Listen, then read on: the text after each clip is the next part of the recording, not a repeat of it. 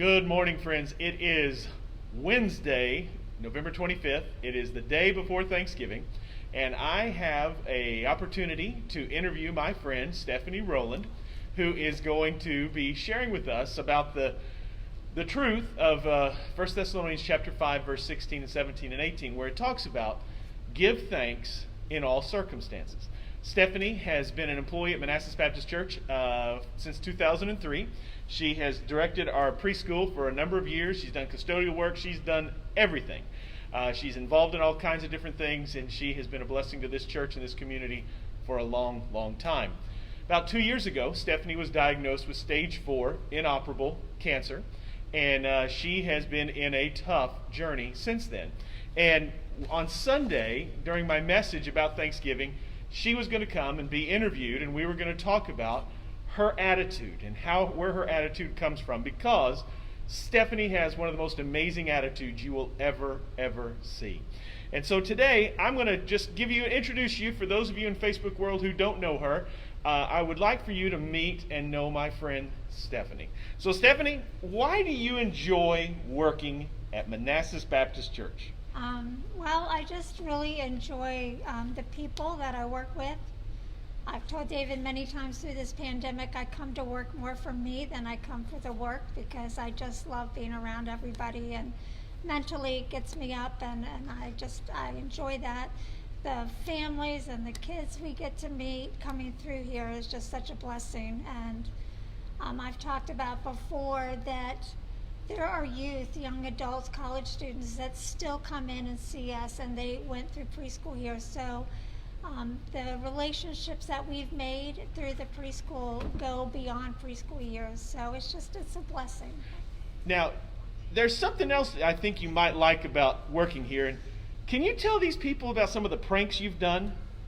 Well, when David started here, we started pranking him, myself and Casey Krog. We might have... By the way, anything you say right now can be held against you, Casey Krog. So, Casey, this is on Stephanie, so just saying. We might have put a balloon for every month he was alive in his office for his 50th birthday. I had to use a bayonet to break all those balloons. I couldn't even get in my office. I might have taken his big deer head for a couple months before he really noticed it was gone. 3 months. 3 months. We might have silly stringed him with guns and surprised him. That's true. And I might have put a glass of water on top of his door, so when he opened it, hopefully it would fall on him. That was quite Bill work. Higgins' idea. Casey, that was Bill Higgins' idea. And I'm still planning for one, but I need to check with some powers to be to make sure that I'll still have my job afterwards. It's a great idea, but I just want to make sure I'm okay with it. That's debatable. All right. So you mentioned families, and you mentioned kids that have grown up, and you talked about kids that have been a part of this for 17 years that you've done this. One family did something pretty special for you right after you were initially diagnosed. Can you tell us about that? So I was talking with the college-age student. He was working here, and we were talking about getting new cars, and I mentioned that I really wanted to get a new car. My dream car is a Range Rover, a black Range Rover, and that I probably would never get an opportunity to buy it. And about a week later, I came in on a Sunday, and they got me outside, and there was a black Range Rover waiting for me, and they blessed me with renting the Range Rover for the weekend for me, giving me money to go out and have dinner, lunch, whatever I wanted, credit card to go do whatever I wanted. And wow, I never thought I'd have the opportunity, so that was really, really cool. For the record, they found her in California 3 weeks later. The judge was nice. They did not put her in jail. They should have, but anyway, they didn't. And so I'm kind of grateful she was able to come back after work after that. It worked out. It worked out. Unfortunately, I've had the supervisor for the last 2 years. The judge said that's my own punishment, but anyway, that's another story. So, Stephanie, for the last 2 years, little less than 2 years, you have been dealing with stage 4 cancer. And you have not had surgery, but you've had how many rounds of chemotherapy? I think it's 37 or 38 rounds as of last week. There is no real end in sight for what I have. It's as long as it's working or as long as I can tolerate it will be as long as I have treatments. Okay. Why won't they do surgery? When I was diagnosed, I was told I was inoperable. It's treatable, it's not curable. Okay. So basically, I do these treatments just to extend my life. Okay. Now, I will tell you, for those of you who are not connected with Mansas Baptist Church and you're just watching this maybe for the whatever, and you saw my post about her attitude and being thankful and all those kinds of things, I need you to hear that in the last 18 months, I can basically say there's been one season of time when she missed being at work, and that was due to a blood clot that developed in her chest, and she missed about 2 weeks at that point. But that's been it. She has maintained the most amazing attitude imaginable. Positive, encouraging, supportive, just on and on and on. It's been amazing. And so I wanted to ask her and let you hear this. Where did that attitude come from? Where has that positivity, where's it been born out of? It's gonna make me cry now. It's just God is carrying me through this, seriously. From the time I was diagnosed, I didn't think why me or anything. It was more about my kids and telling them and my family, because of course that's the hard part. But I know He's walking beside me. There's no way that I can feel this peace and this, just really at peace with this.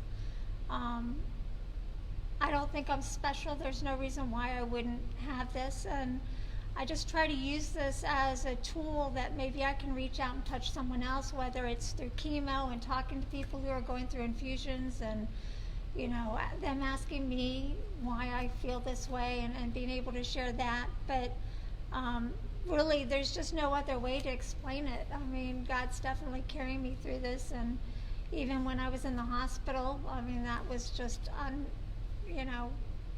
unexpected, obviously, but that whatever was going to happen was going to happen. I was at peace with that. It wasn't the way I envisioned it happening, but it's just, God is just, He's good, and you just have to be thankful. And in a weird way, I'm thankful for this because I'm closer to my family. I talk to them every single day.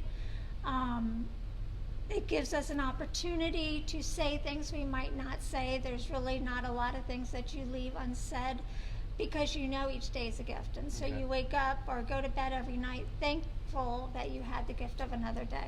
Okay. I will tell you, working with her and being a part of her story for the last 18 months, I have seen her with her staff and with the people, with the children, with our church.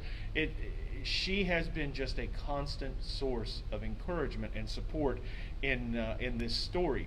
When I talked with her about 1 Thessalonians chapter 5 and be joyful always, give thanks in all circumstances, for this is God's will for you in Christ Jesus. I said to her, it's not we're giving thanks for cancer. We're not giving thanks for COVID. We don't give thanks for car accidents. But in the midst of some very bad things, we can find things to be thankful for. And she's embodied that in a pretty profound way. What have been some of the blessings that you've found on this journey? What are some gifts that you have seen along the journey that have surprised you along the way? I guess just how much I touched people's lives because I just didn't realize it. And I'll be honest, when we did the fundraiser, I was kind of afraid that it was going to be a bust and there was going to be no one that showed up because I just, why would someone want to come for me? We had to use that fundraiser for bail money after she took the car. No, we didn't. That's a joke. But really, that was my first thought was, okay, my teachers, my family, but I was so touched with the number of people that came out, people I hadn't seen in years, and just to be able to touch them and talk to them and them to say things that I've done that might have touched their lives was just incredible. Like, that was amazing. I have found in the last 5 years coming through here that I get to come down when they're children during pre-COVID and just see the kids and engage with the kids and just play with the kids and then leave. And I come and do a 30-minute or 15 minutes or whatever it is. And these kids and these parents, They love Stephanie and her team of teachers. They do a fantastic job. There's one little boy. Les. No, not Les. There's one little boy that when he came here, he would not be around people. He would not be around people, and he would walk up and down this hallway by himself, and he would throw himself on the floor and pound his head on the floor, and it was the most horrible thing I've ever seen. I told Stephanie, I said, that child can no longer stay here. It's just taking all of your time. And she absolutely refused to let that boy not stay. And she gave hours and hours and hours and hours of her time to help this child get acclimated. And this little guy's 6 years old, and he's doing much, much better. And it just, I cannot tell you the number of weeks that I saw her in this hallway, hour after hour. And so that's a pretty powerful gift that I think that she has given to us in this process. And Stephanie, that leads me to that. The final question that I have for you is, I'm a big fan of Hamilton, and the last song of Hamilton is, "Who lives, who dies, who tells your story," and the legacy that we leave behind. And I want you to think about what legacy do you have? What legacy are you building? What legacy are you creating for Mansas Baptist Preschool, for your story? What's that legacy? Well, my first legacy is my kids, of course, because they're amazing. Just, anyways, that'll make me cry. As far as the preschool, I just want it to be a place where families and children can come, and it's an extension of their home. Like, we love them. We're not going to let them cry. We're not going to let them be sad. We're going to hug on them. COVID is a little different for us, but I want them to feel loved, and I want it to be a good experience. This is their first experience. A lot of times for parents, it's the first experience of letting them go, and just all around, I just want it to be a positive experience, a loving experience, one that they remember. Wow. I know we're having a challenging Thanksgiving season. It's hard. There's just no question about it. Here I am doing an interview, and I'm wearing a mask. Many of you are not going to be able to travel because of COVID. There are all kinds of reasons to not be thankful. All of them. All kinds of them. Use her story and learn from her and see that in the midst of a lot of heartache and heartbreak, she's found the reason to be thankful. And she has been a beacon of grace and a beacon of hope and mercy, and just so many. I shouldn't say this in front of her because now she's going to think she can prank me and get away with it. There will be revenge. And so use this person, her story, her life, as an inspiration for you.